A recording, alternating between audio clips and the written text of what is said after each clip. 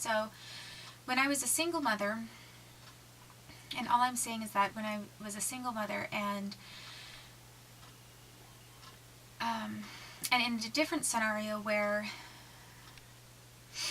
I wrote in my diary since I was 13 years old that I wanted to be a mother and maybe a teacher. And when I started babysitting since I was 11, it wasn't just the routine babysitting job here and there. I made it part of my goal for my life, and I knew at a very young age that I was going to be a very good mother, and that's what I was going to try to do. I had that objective since I had some babysitters that were fun and interesting, and so when I babysat other kids, I tried to do the same thing. No television. I didn't cook and clean. I did some cooking, sometimes with the kids, for them, but I typically did not clean, which is why when I was a nanny, I stated I am a nanny and I'm not a housekeeper. And I didn't go for any of the jobs where they wanted me to be doing a lot of cleaning when I was with the child, because what I wanted to do is spend all of my time and energy with the child. And of course I did some pickup and cleaning after the children, but I didn't take jobs where I was cleaning their house, like their whole house, like a housekeeper, while working as a nanny. So since I was 11 years old, that's the kind of babysitting I did. I came up with very creative ideas and fun things to do with the kids. We did all kinds of experiments, and we did taste testing games where we'd blindfold each other and then say, what does this taste like? What does that taste like? Nothing too mean. We had rules. But I danced with the kids. We put on Barbie theater and creative shows and plays and skits. We came up with television ads, lots of very imaginative things. And I tended to connect a little bit more with some of the kids that were that way and like to be creative, maybe just slightly more than, I wasn't really thrilled with sitting down and playing and building a Lego fort most of the day, and then being with some boys that want to play outside the entire time. And I liked being outside, and I had inventive ideas for that. But I was more creative. I enjoyed drawing with the kids. We would draw together. Or if I felt that the child wasn't drawing because they felt self-conscious and they were comparing themselves to me, I quit drawing and just allowed them to draw it and tried to encourage that. And I watched a movie here and there with kids, but not a lot. We really just did a lot of, I did a lot of outdoor activities in the sense of going into gardens, taking long walks, going on hikes, coming up with ideas for maybe camping, or one time with one child, it was Philip Tabo. I was actually, nobody in my family hunted. And when my grandfather had me and my brother over to fish, because he had a fish pond, I think I caught a fish. I did catch a fish, but then they killed it to put it out of its misery, which actually was a really compassionate thing to do, because I don't know how it is with all fishermen and how you fish all the time, but instead of just letting them suffer on the ground, because I couldn't stand to see their heads going back and forth on the ground like that, as they were gasping for air. Basically, cut off the heads or hit them with a rock or something like that. There was something that we did to put them out of their suffering. But I couldn't stand that part.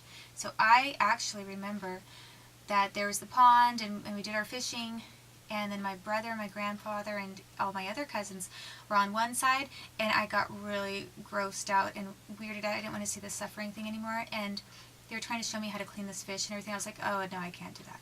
So I went all the way over to the other side of the pond, so I didn't have to watch or hear anything, because it was a big deal to me. So I liked eating fish, but I didn't like cleaning out wild, newly killed things. and I didn't like to see any kind of animal suffer. Although, I wasn't opposed to people eating meat or hunting in general, I didn't really like that. So here I am that's how I am. And I opted out of biology, experimenting on frogs. I did experiment on little tapeworms in high school, and that grossed me out. I felt lightheaded even doing tapeworms. We had to dissect, like a tapeworm of some kind. And that was pretty gross. But I did it. And then the next thing that we were going to do is frogs, and I always felt that just because it's anesthetized, it doesn't mean, or something can't move, doesn't mean that it can't feel anything. It's like a person in a coma. Just because they can't speak or say anything, if there's brain activity, they very possibly could feel something. And I didn't like the idea of just killing this live but paralyzed creature. So I opted out of that. I got a written permission to excuse me from doing that to a little creature. So that's kind of that's how I felt about things. And it's still how I feel about things, although, if I'm getting into a medical side of things down the road, I think I could bring myself to do it, just to force myself and try to be more detached, to learn anatomy, that kind of thing. However, that's just kind of my background, and that is why a bit of the reason why I'm vegan now. So when I was a nanny in 1993, and when Philip Tabo told me that he wanted me to cut up one of these little minnows. It was little minnow fish. We were out on the dock, and there were a bunch of little minnows. So he caught them, and then he said he wanted to see what it looked like inside. And I thought, oh, no. And he kept saying he really wanted to see, and he wondered what it'd be like. So I thought, well, it's educational. Just bring yourself to do it. Talk about it in a educational way. And just do it for his own intellectual curiosity. So I did. I hated the idea of cutting open any kind of a fish.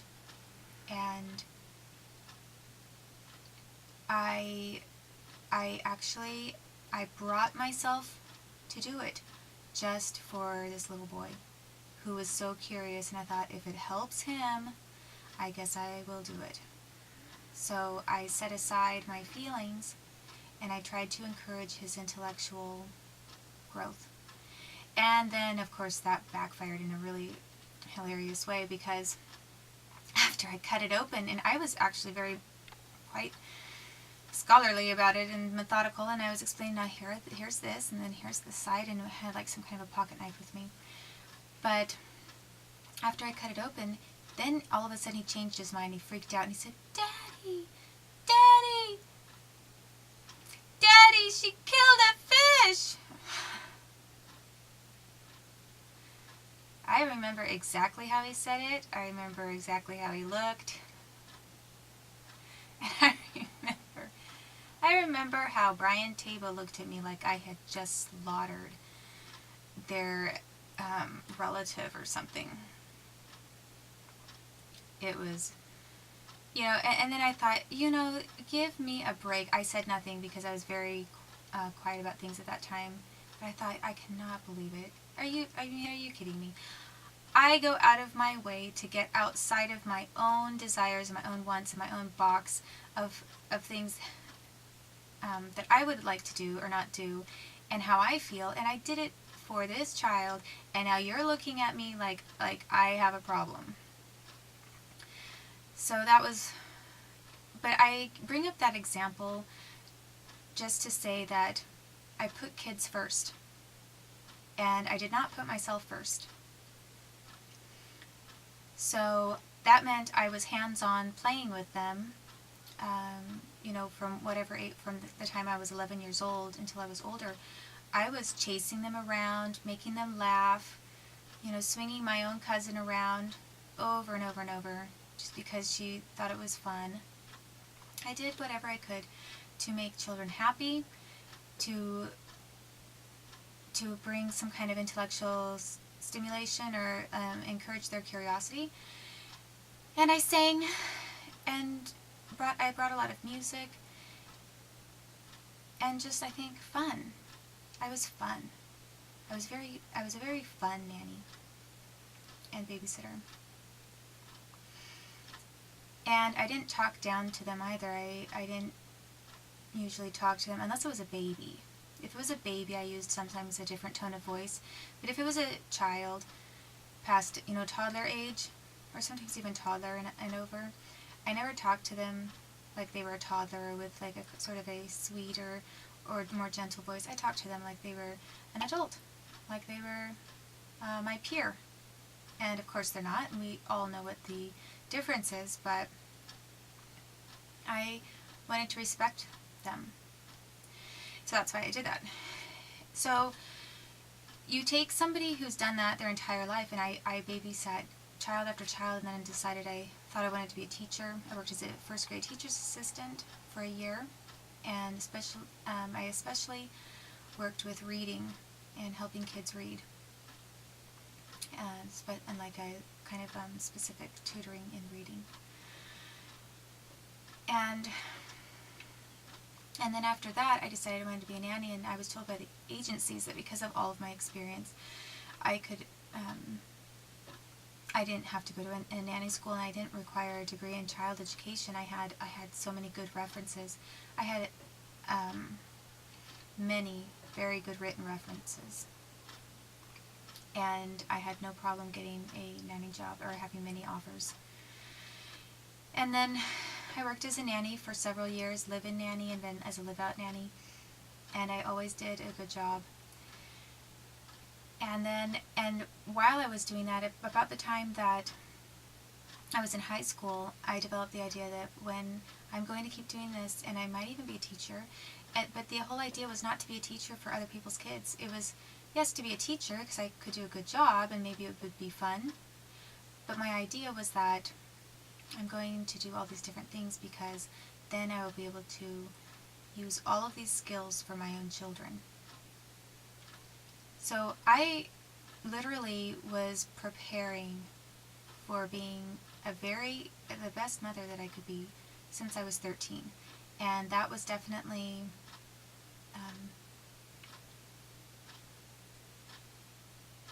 foremost in my mind by the time I was in high school. And so when I had done, while I was a nanny and had gained all this experience, I also read a lot of child development books. I subscribed to Parenting Magazine and different things, but I also read books, full books. So by the time I had my own son, to be so immersed and so dedicated and focused on this goal in my life, and which, taking care of other kids, that had been my primary sole source of livelihood. That was my income. I didn't get into it because of the income. Believe me, there are things that pay a lot better. But that was my livelihood. That was my skill source, my training. It was something I was good at. And when this country then allowed others to maliciously slander me and assault me and my son, and then take my son from me, it wasn't the same thing as taking a child from me after I just happened to get married and then I had a child. It was taking my entire life and everything that I ever worked for away from me. And not just my life, but my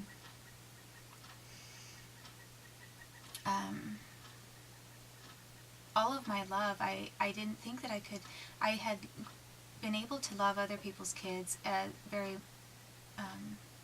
more deeply than I expected, which was one reason why I got out of doing the whole nanny thing, because I didn't like the whole attachment and then disengaging